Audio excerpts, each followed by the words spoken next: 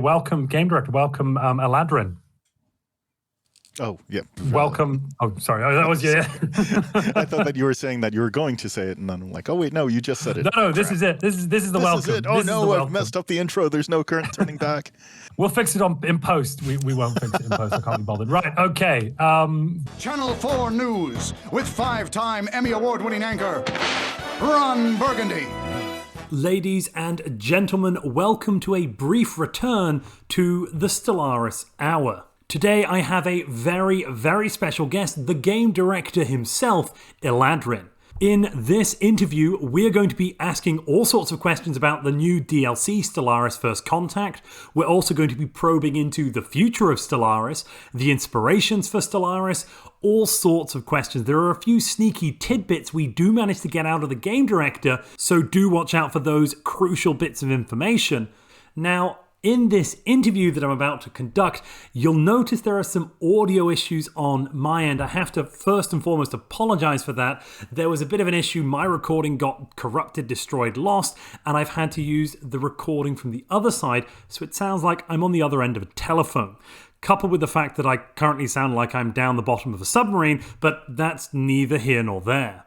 But overall, I hope you're settled down, I hope you've got a snack and a nice beverage, and let's welcome the fantastic game director of a game we all know and love, Stellaris. Thank you for coming on the Stellaris Hour today. You didn't know you were on it, but welcome, you're on the Stellaris Hour. It's a good place to be. Thank you for agreeing to do an interview. Well, thank you for giving me an interview. So, I've got a whole bunch of questions to ask. Some of them are my own questions, and I've also outsourced the question work to the community at large because they're a nosy bunch and they have some questions to ask. Yeah. So I'm going to start off probably with some of my questions, then we'll dip into some of the community's questions afterwards. So starting off, my opener here is Stellaris Nemesis, now Stellaris First Contact. When can we expect Stellaris Insurrection? Is this an internal politics DLC confirmed? What thoughts? Well, I'm a little bit more old school, so I figured that next is going to be Stellaris, the search for Mercedes Romero, followed by Stellaris, the Wrath of the Great Khan. All right, so there is some admitted overlap between Stellaris and Star Trek. Then we are admitting that then. Well, I mean, all sci-fi tropes and stories have their place in Stellaris, so yes, of course. Right now, especially with us adding cloaking and things like that, there's going to be a little bit of influence from Star Trek, from The Expanse, from other major sci-fi IPs. There are things that you see and you want to be able to do, and we want to give you the ability to do them. So you mentioned we're getting cloaking for stations, maybe ships. You haven't told us yet. Can you? No, okay. A prime directive law in the galactic community. We've seen that. Perhaps some sort of treaty of Alderaan as well. How much of an influence has Star Trek specifically been on this latest DLC for Stellaris? I mean, we keep it in mind because, there are things that you want to be able to do. You want to be able to, say, ambush a station from cloak and, have it be effective. That gives you that sort of Klingon fantasy. You will be getting cloaking on ships. We'll have a dev diary on it in a couple of weeks, but yes, having, you can cloak your science ships and have them go, through the closed borders and go exploring, gathering intel, that sort of thing. You can take your frigates, your torpedo frigates, and cloak those, and that will give you a bit of an advantage as getting into torpedo strike range is one of their big downsides. So, but on the other hand, the opposition could build a detection starbase, and then, that will sort of put a damper on your expected sneak attack plans. Right. I mean, the problem here is I don't want to dive too much into cloaking because I'm fairly confident all of the answers are going to be revealed, as you said, in a couple of weeks' time. I mean, the only comments I'm going to make here is that we've seen some of the UI tools. There's clearly, I think there's clearly levels of cloaking that kind of would make me assume you've got some sort of detection system, let's say detection level 2, but cloak is 3. Well, my cloak's still going to work. What I am very interested to hear is that you've basically confirmed a suspicion some people had, and that is that cloaking will allow ships to get into range before combat starts. So you'll be able to get close to someone without possibly them knowing, or maybe they just can't target you, maybe they do know. Again, you probably can't say much there, can you? We'll provide more information on that in the dev diary. But yes, you will be able to get your sneak attack off. Awesome. There are certain things that come along with that, but yeah, we'll talk about that later. So First Contact is, first and foremost, it's a story pack. We're going to be getting, I'm assuming, lots of new event chains or stories with this DLC. Can you tell us one of the new stories we can look forward to exploring, or just give us some tidbits? I'll give you names because I don't want to spoil too much because it's a story pack. This is experiencing it is going to be the primary thing when you're first playing with First Contact. But one of the things that we did was we put a lot of situations on these pre-FTL worlds that you're observing. And we wanted to make sure that you had a way of impacting this, either by choosing not to intervene or by making certain decisions and deciding, we're going to do this. There's a zoonotic plague. There's an organic singularity situation. The New World Order is one that you can run into, and then not specifically a pre-FTL situation, there's a solar punk society that you can encounter. Is that solar punk society got anything to do with the Manifesti? And if so, can we just kill them? Maybe. No. That's one of the more interesting little side stories that exist in First Contact. All right. Awesome. So you mentioned we're getting lots of new situations. It is a relatively new mechanic, the situations mechanic. In my opinion, it's fantastic for telling and ideal for telling interactive stories in Stellaris. Can we look forward to lots of new situations with 3.7, not just pre-FTL situations then? Most of them are going to be either relating to pre-FTL civilizations or the origins. But it is a tool that we really like at this point. It gives us a lot of flexibility in creating the content and giving you ways of manipulating the content. So, yeah, it is basically our favorite tool right now. So expect to see it in the future as well. So Stellaris is a game that takes great inspiration from many science fiction sources. We discussed that just a moment ago. We talked about Star Trek. We talked about The Expanse. Are there any science fiction sources you've not been able to include in Stellaris or you want to explore further? Definitely more of the explore further. I'd like to do more stuff that's kind of culture adjacent, that sort of thing. Maybe some more Foundation stuff, like some of these sci-fi classics, I guess. But everything is within our domain, so we haven't really ever felt that there's something that we can't include. All right. So you talked about including Foundation. Just want to hammer on that point slightly. The Foundation, Isaac Asimov, fantastic piece of writing. There's now obviously a TV show coming out for it. Would a predefined scenario be a great way to explore that sort of thing? I mean, a lot of the Foundation trope is about a galactic empire in decline. And we've got some great content on Galactic Empires. There's Star Trek Nemesis. Not Star Trek, sorry, Stellaris Nemesis. Apologies. But for some players, it's actually hard to get to that point because it is quite late in the game. Is there ever going to be scope for a kind of a standalone scenario that puts you in to an already established galaxy? Possibly one where, it's patch specific, and as the patch updates, the scenario will break, but you'll have to roll back your game edition, which is something you can do on Steam, obviously. We touched a little bit of it in Overlord, I suppose, with the Imperial Fiefdom origin. But actually, this sort of scenarios is something that I'm very interested in investigating at the very least. I can't give any timelines or timeframes or if it's even actually feasible.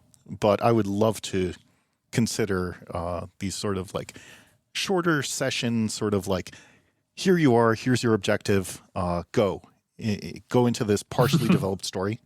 Like, for example, I would absolutely love if there was one of these little scenarios that's like, hey, people of Earth, hi, we're aliens. We've been watching you for the past couple hundred years. Here's your plas rifle. The Prethrin are coming. We lost. Good luck. That's sort of like throw you in media res into a galaxy that already exists and stuff like that. But I have no idea if this is possible or if my content team is, throwing things at the monitor right now, saying what? So why do you tell them first that you want to do this sort of thing? But that's coming kind of from the content team, necessarily more than the technical side, because as far as I am aware, there is difficulty with galaxy generation and creating static maps because of the way it was coded way back in whenever it was that Stellaris was originally coded. We've actually recently done a bunch of improvements to make static galaxy generation more reasonable. We basically fixed a bunch of bugs with it. That may be in 3.7 if it wasn't in 3.6, but it might have actually. I think you might have covered that in Dev Diaries for 3.6 actually, along with when you change the galaxy shapes. Possibly that does ring a bell now.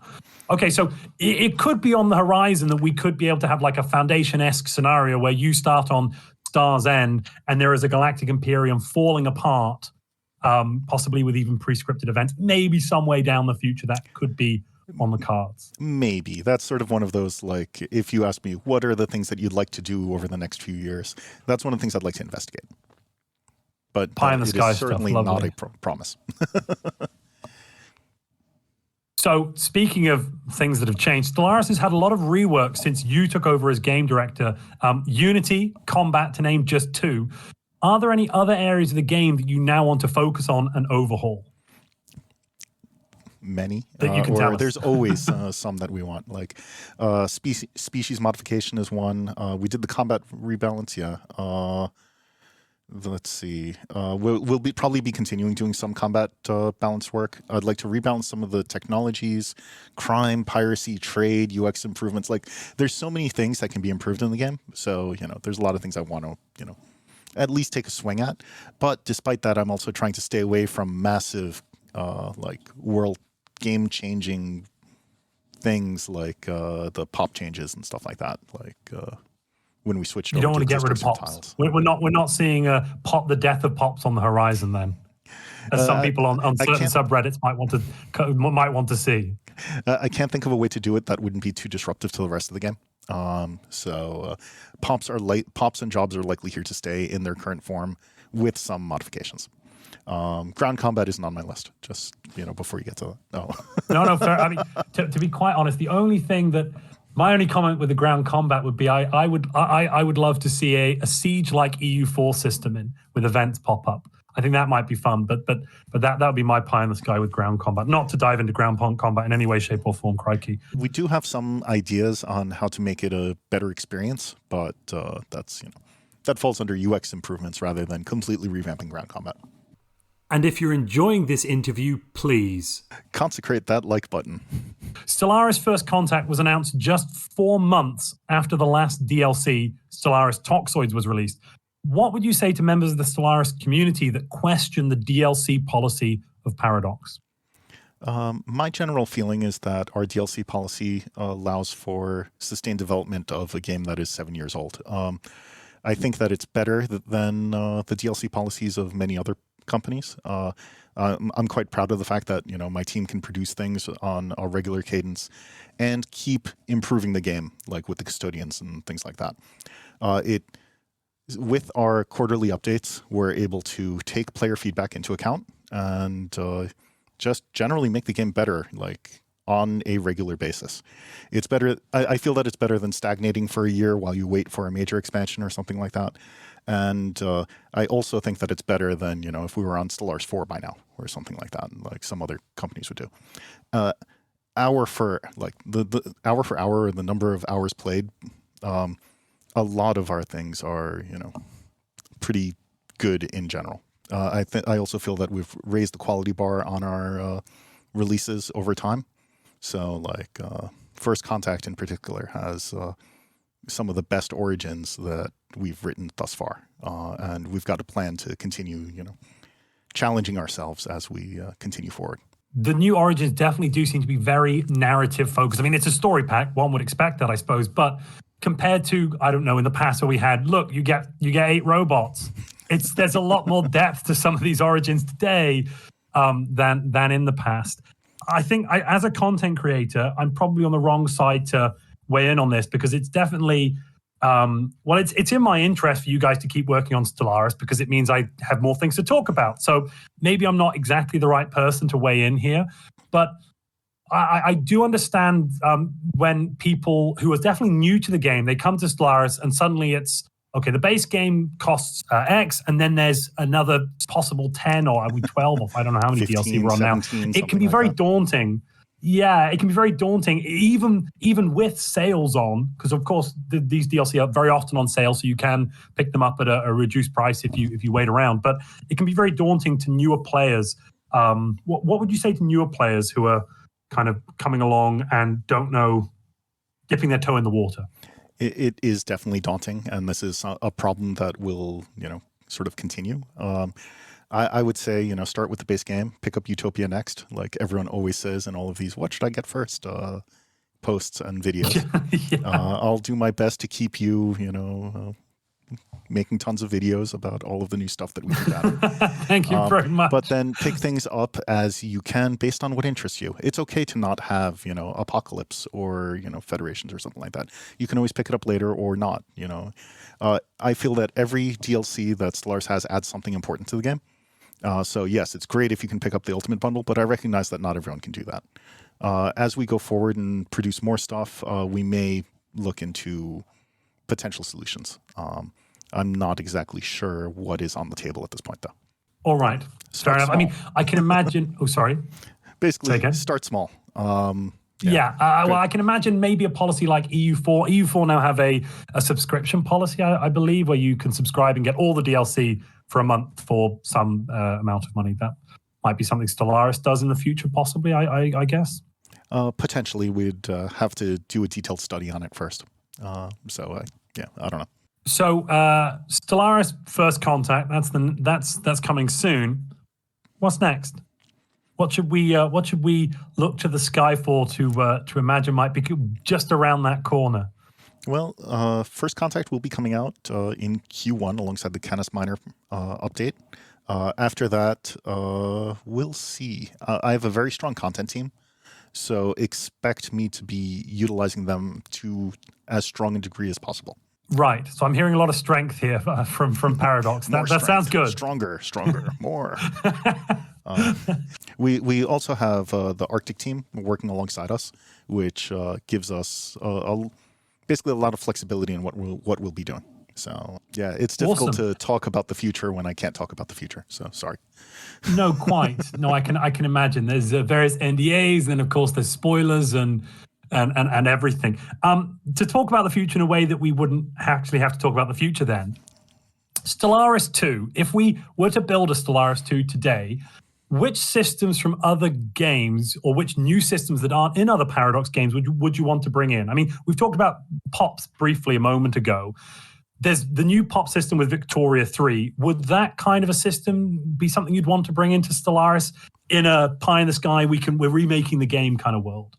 Yeah, if I had like no restrictions and things like that, I probably would do something, economic. Like I would have a different economy. I would try to make more of a difference between homeworlds and colonies and outposts and things like this. But Vicky is a good place to start economically because that's by far our strongest economic game. As a galactic emperor type of thing, I might want to be one step removed from this. So maybe not going all the way down to like production methods and things like that of individual buildings. I would rather have a way where as the game went on, I could raise myself above the level of certain things because, but so this more is abstraction, basically. I'd have to think about it some more, but yeah, sure. Like once I'm governing half the galaxy, I don't want to be concerned about what's going on mining Planet 7. That I have people for that. That's a very good point. One of the main things that I find personally in playing the game is as you get from this kind of mid-game to late-game stage, you go from having a number of planets that you can micromanage to a number of planets that is beyond the capability of any person, living or dead, to micromanage without the copious use of that pause button. So that is one of the reasons why we focused so much on planetary automation over the last couple of years. One of the things that I am a very strong proponent of is that at certain points you should be able to reliably be able to tell the computer, this is a mining planet, make it what it needs to be, because I have other things that require my attention. There's a limited amount of focus that a player should be expending on different things. It may be very, very important in the beginning of the game exactly what buildings are going where, but once you're governing several sectors with 30 planets and stuff like that, it would be nice if we relieved a lot of that burden because, it will get you something that is good enough. Yes. No, I'd like to see that as well. That sounds like a great pie in the sky. All right, that's basically most of my questions. Let's move over to some of the community questions because there are some interesting ones in here, actually. So, number one, this is a question a lot of people have been asking. Will we finally see Gestalt primitive civilizations, including machine intelligences, in 3.7? It's a little bit of a spoiler, but I've already spoiled this. So, yes and kind of. You will encounter Hive pre-FTL civilizations, like the Necrohive, for example. Their guaranteed primitive civilizations will be Hive pre-FTL civilizations. Machine intelligences, you may encounter civilizations that have, the mechanist origin or something like that. Also, they may have a machine uprising, but if you don't intervene in any of this, then they will become a FTL civilization shortly after, winning their little war. We do not currently have any pre-FTL machine intelligences. Right, so we can't expect to see Renaissance steampunk robots running a world. I asked for steampunk robots and they told me no. Fair enough. All right. Actually, they had good reasons to, though, so I can't actually blame them. So invading primitives it's very strong. How you make the non-invasion benefits, i.e. research, trade, technology events, all of that, compared to the incredible value provided by, say, an extra 20 pops and a planet with First Contact? So just like how Overlord revamped subject and vassal, or subject and Overlord relations in order to make it something that you had some incentives to look into, because before that it was just like, oh, well, I should just conquer you because then all of these are mine. One of the important things in First Contact was to incentivize either being nice or, not necessarily nice, but interacting with the pre-FTL civilizations in a way that wasn't just going, hey, free real estate, gimme. One of the biggest things that you can get from observation are the insight technologies. There are 13 of them, I believe, skewed slightly towards society. Okay, this is a new number. Oh, yeah, you tricked me into revealing stuff. But anyway, and they give you additional bonuses and things that you cannot really get anywhere else. They also help solve some of the little envoy issues. Because each of the society insights grant half an envoy each, and the non-society insights grant a quarter of one. So the more observation you do, the easier it becomes in some ways. Sorry, what do you mean when you're saying envoy issues? You just mean a total number of envoys an empire has available? Yes, because at this point we do acknowledge that there are many, many things that envoys do. And it has intentionally been a limited resource in order to make decisions about whether you want to do espionage or this or that. But we made observation one of the ways to slightly relieve that pressure. Can we still just invade a planet without doing any of the observation or anything? We just land soldiers and take it? Or is that no longer going to be possible under the new scheme? No, we were very careful to make sure that you can do anything that you could do before. So you can still do the infiltration and things like that. Some of these things use the new mechanics, but you can totally land your army on there and force them into slavery or whatever, eat them as you are wont to do. Just day one. On day one. They will have stellar culture shock, and that will have negative effects on them, but you may not care because you're eating them. Let's see. Yeah. So speaking of invading primitives, how will the DLC affect the way you play Necrophage Origin? Because that's an interesting origin that gives 2 pre-FTL civilizations instead of the regular empty guaranteed habitable worlds. So they will continue to have the guaranteed primitives, and they will be able to interact with them however they wish. I mean, they can do the invade and convert that was originally expected of them, or they can oddly be the origin that has the easiest time in using some of the new mechanics if they build observation posts and save their food for later, because they'll get it so early. Right. Okay, interesting. So how will Empire ethics, because of course these necrophages, anyone will have, there's a diverse array of ethics out there, possibly even civics, possibly even government forms. How will all of that affect the coexistence with primitives? Will we see special event chains that are locked behind kind of the correct ethics or civics? Usually it'll be as individual event options and things like that. The CD team likes doing those now, so see some of that. But there are some unique events for example, hives observing hives that are different from if a regular Empire was doing it. Most of the differences are tied to whether you're using aggressive or passive observation, which itself may be dictated either somewhat by your ethics or by your factions or whatever. So can large changes to these pre-FTL societies happen, like ideology changes in their ethics, without player or post-FTL civilization intervention? Are there any, can we see a dramatic shift on a planet without outside interaction in the same way as we used to be able to see, say, a nuclear war happen and they all die? Yes. Yes. In fact, actually, when I was playing Broken Shackles internally, I went to go find my homeworld, and I had the tragic tale that they had triggered a machine uprising and were now occupied by determined exterminators. Thus, my glorious homecoming was cut short as there was no home to come back to, really. It was very, very sad. Oh, my Lord. And awesome, too, because I was like, oh, my God, this is all emergent. And that's when I went from being, the galactic good guy to, okay, we're going to enforce freedom and equality across the galaxy. Built up my military after I wiped out those exterminators. I was totally You'll learn our peaceful ways by force.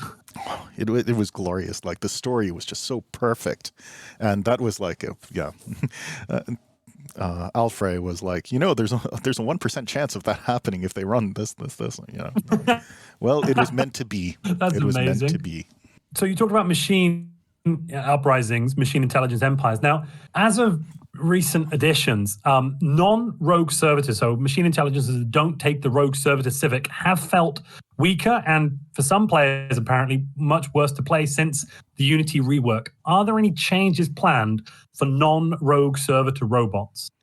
Mostly minor tweaks for now. There have been some ideas pitched, and some of the weaker civics are being investigated for improvement. We do recognize that machine intelligences currently have some pretty serious amenity issues. Maintenance drones aren't exactly, fun.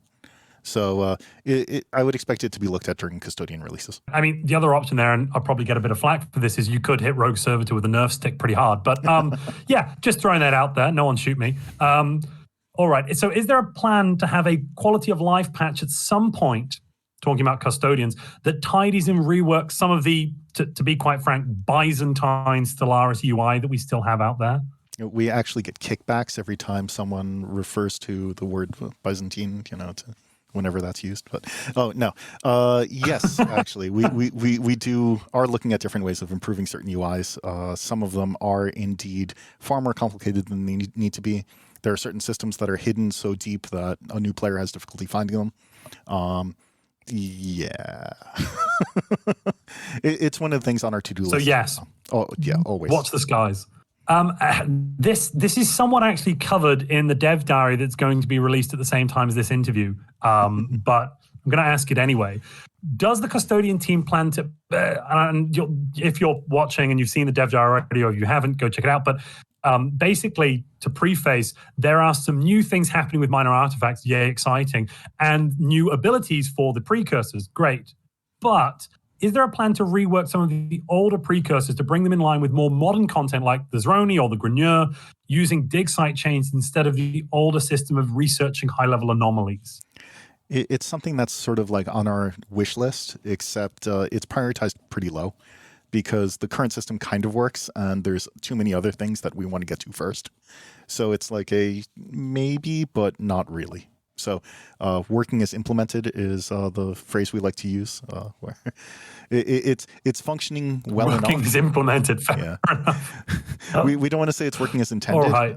but it's not quite bad enough for us to go back when we could do this other cool thing. So there was a little bit of balancing done with the Archaea technologies and things like that, but we're generally not exactly happy with some of the old precursors, but it's not bad. So ambivalent, I mean, non-answer, Eurasians, ambivalent, non-answer. Eurasians. I'm just going to. Yeah, okay. Okay. Pox, All right. a pox on your. All right. Talking about working as implemented then, the combat rework has made massive impact on the way starbases interact with hostile forces. This has led to some player frustration as we cannot choose how exactly we arm our starbases. We can choose the modules, but even then we don't get to choose the components. Will we ever be able to manually select the weapons and defenses of our starbases, or alternatively, possibly have starbase, a designer, some templates, and we can go, oh, this is template A, this is template B, that sort of thing? It's theoretically possible. There are UX implications that are largely the things that are preventing this sort of thing. It's also on my to-do list of things that I would like. It would probably be something along the lines of building the template and then assigning a template or something like that. So maybe, but it's not in the immediate near future. Yeah, I understand. The starbase, having, for example, I don't know, medium disruptors on a starbase that don't shoot can feel very upsetting when you've got really nice, I don't know, nice kinetic weapons that could do better, for example. Maybe we can do something with ship rolls or something like that, but... Ship rolls for starbases, possibly. Maybe there are some presets that might work. Yeah. I've got one final question from the community. And are there plans, this is a custodian question, for older and some might argue underpowered ascensions like Imperial Prerogative or Consecrated Worlds to be reworked or possibly just kind of axed? We probably won't axe them. It is likely that they will be rebalanced at some point. The custodians are always working on balancing things. And, Consecrated Worlds, we added the glow, didn't that? Oh, no, you're looking for actual effects. Yeah, no. Yeah. I think the glow was lovely, and it's really great for thumbnails for sure. But in terms of actual effects, it's a minor change at best. I'm going to have to tell you, I think, unfortunately. Consecrate that like button. I think there was somebody waving you to tell you time, I believe. Yep, they're nodding at me. In the was that not? Yeah, that was. Yeah, okay, they're shouting at you. Fair enough. Well, thank you very much for coming into my studio briefly. It was lovely to have you on. Hopefully we can chat sometime soon in the future about future Stellaris things. We've got a lot of exciting upcoming DLC with this one. And then, as you mentioned, a strong content team. So hopefully we're going to get some stable stuff coming out soon. But yes, thank you very much for coming on. Yeah, thanks for having me. It's been a lot of fun. Well, there we have it from the lovely game director. Thank you very, very much for coming on the Stellaris Hour for the first time. Until next time, I've been your host, Montu. Good night. It's Channel 4 News at 6 o'clock.